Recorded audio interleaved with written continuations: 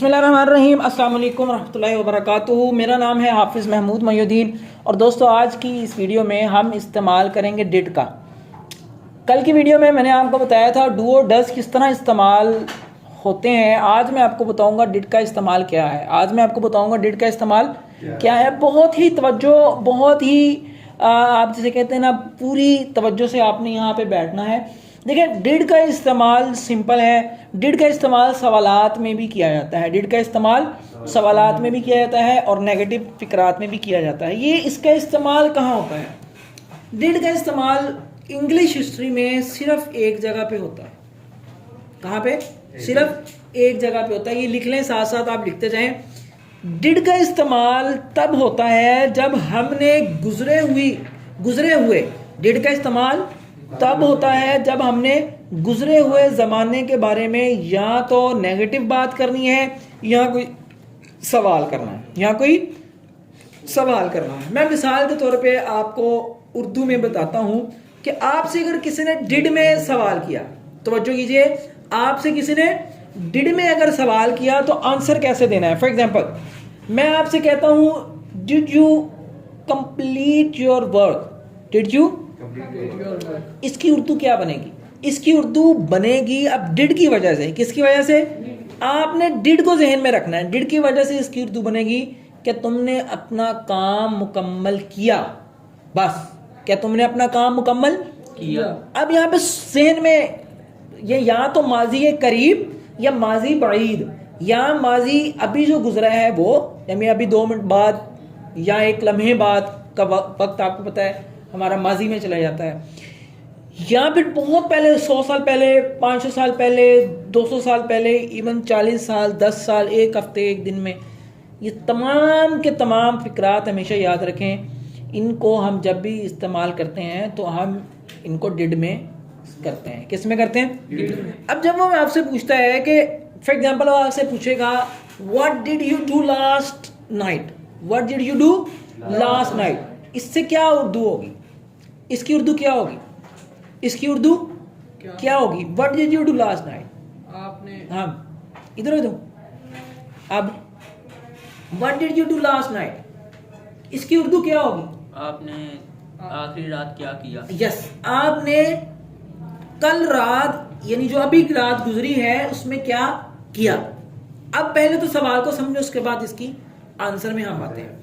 देखिए, जहां पे मैंने आपको बोला कि डिड का इस्तेमाल माजी में होने वाले वाकया, चाहे वो अभी या चाहे वो 100 साल पहले गुजरे हों, उसमें आपसे पूछा जाता है। अब आपने तवज्जो ये करनी है कि इसका आंसर कैसे होगा। इसका आंसर पहले तो याद रखें। अब आंसर से पहले मैं एक बात आपको समझाना चाहूंगा कि डिड जब भी आएगा तो डिड के साथ हमेशा फर्स्ट फॉर्म आएगी। कौन सी फॉर्म आएगी? First form. डू, डिड या डू डज और डिड के साथ फर्स्ट फॉर्म ऑफ वर्ब। अगर आपने डिड भी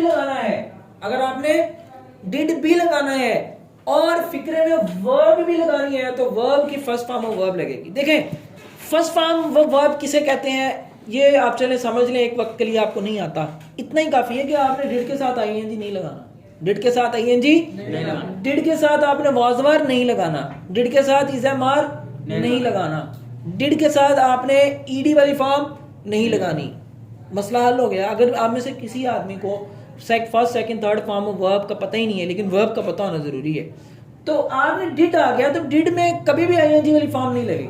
यानी आप प्लेइंग नहीं कह सकते। डिड ही प्लेइंग नहीं, डिड ही प्लेड नहीं, डिड ही प्लेड नहीं आएगा, डिड ही प्लेज नहीं आएगा, सिर्फ क्या आएगा? Did he play, did he play. तो डिड में कौन सी फॉर्म आएगी? First form of verb. हमेशा याद रखना है, डिड में कौन सी फॉर्म आएगी? फर्स्ट फॉर्म ऑफ वर्ब आएगी। सो जब भी डिड आएगा तो उसके साथ हम ये पैटर्न फॉलो लाजमी तौर पे करेंगे, ये पैटर्न लाजमी तौर पे फॉलो करेंगे। अब यहाँ पे तो आपको बात समझ में आ गई। अब जब डिड के साथ सवाल पूछा जा रहा है, फॉर एग्जाम्पल ये सवाल है, मैं यहाँ पे सवाल लिखता हूँ आपको समझाने के लिए कि did you go to Lahore yesterday, کہ آپ کل لاہور گئے، کہ آپ کل لاہور گئے. اب ترجمے کی طرف توجہ کرنا ہے، گئے. تو اب دیکھیں یہاں پہ ڈڈ لگایا اور یہاں پہ کیا لگایا، گو. میں نے کیا لگایا، گو. یہاں پہ میں نے وینٹ نہیں لگایا، یہاں پہ میں نے گوئنگ نہیں لگایا، میں نے یہاں پہ گون نہیں لگنا ہی نہیں، کیونکہ ڈڈ کے ساتھ فرسٹ فارم ہوگا. کون سی آئے گی، فرسٹ فارم ہوگا. سو اس کا مطلب ہے کہ آپ کل لاہور گئے. سوال اب آنسر میں جب آنا ہے نا، چونکہ آنسر کا آنسر دیتے وقت اس میں ڈڈ نہیں آتا، آنسر دیتے وقت ڈڈ نہیں آتا. سو اس وقت ہم نے سمپل یاد رکھنا ہے کہ ہم نے صرف سبجیکٹ لگانا ہے آئی اور سیکنڈ فارم لگانی ہے. کون سی لگانی ہے، سیکنڈ فارم کا استعمال یہاں پہ لازمی ہوگا. سیکنڈ فارم کا استعمال، سیکنڈ فارم کا استعمال یاد رکھیں انگلش میں اسی جگہ پہ ہوتا ہے. ڈڈ کے ساتھ، ڈڈ کے آنسر میں ہی سیکنڈ فارم کا استعمال ہوتا ہے. یہ آپ نے کبھی بھی اس میں مسٹیک نہیں کرنی. جی بچے، پہلے آپ نے کہا کہ ڈڈ کے ساتھ فرسٹ فارم لگنی ہے، اب سیکنڈ فارم کیوں لگنی ہے؟ Good question. کہ پہلے آپ نے کہا کہ ڈڈ کے ساتھ فرسٹ فارم لگنی ہے، اب سیکنڈ کیوں لگنی ہے؟ تو آنسر اس کے یہ ہے کہ میں نے کہا تھا ڈڈ کی موجودگی میں ڈڈ کے ساتھ فرسٹ فارم لگے گی، ڈڈ کی موجودگی میں ڈڈ کے ساتھ فرسٹ فارم ورب لگے گی. لیکن یہ آنسر ہے، یہ آنسر ہے. مجھے بتائیں آنسر میں ڈڈ نظر آ رہا ہے کہیں؟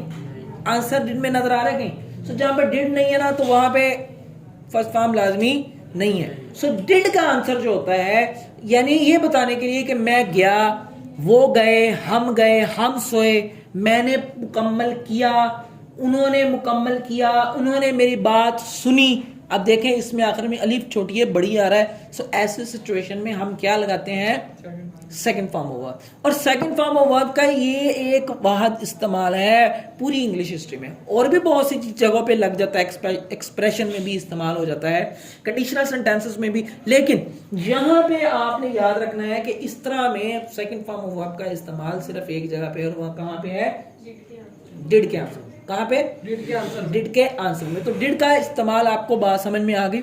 اب یہاں پہ جیسے فار ایگزامپل وہ did you go to Lahore, یا یسٹرڈے کیا تم لوگ کل لاہور گئے؟ سو ہم کہے یس I went to Lahore yesterday. جی بالکل میں کل لاہور گیا.